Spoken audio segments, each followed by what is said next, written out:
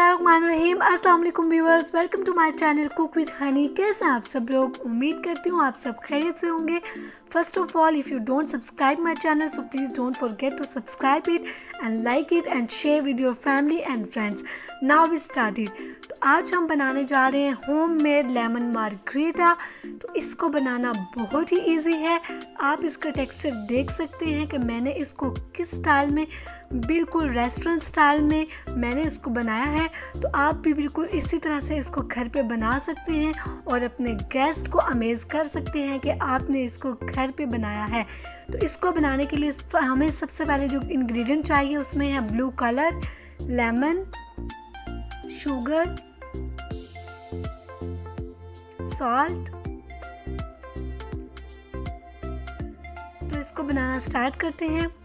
सबसे पहले मैं लेमन को कट कर लूँगी।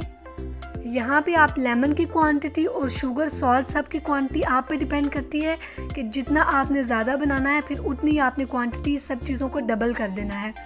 जैसे कि मैं यहाँ पे 4 से 5 ग्लास बना रही हूँ। अगर आपने इससे ज़्यादा बनाने हैं तो आप 2 की जगह 4 या 5 लेमन ले सकते हैं। तो यहाँ पे मैं लेमन को प्रेस करके इसका जूस निकाल लूँगी। अब इसमें हम शुगर ऐड करेंगे। शुगर भी आप अपने टेस्ट के अकॉर्डिंगली ऐड कर सकते हैं, जितना आपको नीड हो या जितना आप पसंद करते हो। यहाँ पे मैंने सॉल्ट लिया है 1/2 टीस्पून और यहाँ पे मैंने ब्लू कलर लिया है। गाइस, ब्लू कलर से इसका टेक्सचर बहुत ही अच्छा लगता है और ये देखने में बहुत ऑसम लगती है। और रेस्टोरेंट स्टाइल में भी जब वो हमें सर्व करते हैं तो या फिर ये ब्लू कलर में होता है या इस तरह से कलर वो चेंज करते रहते हैं। तो मैंने यहाँ पे इसे ब्लू कलर में बनाया, तो आप भी इसे ब्लू कलर में बनाइएगा। मैं आपको यही प्रेफर करूँगी।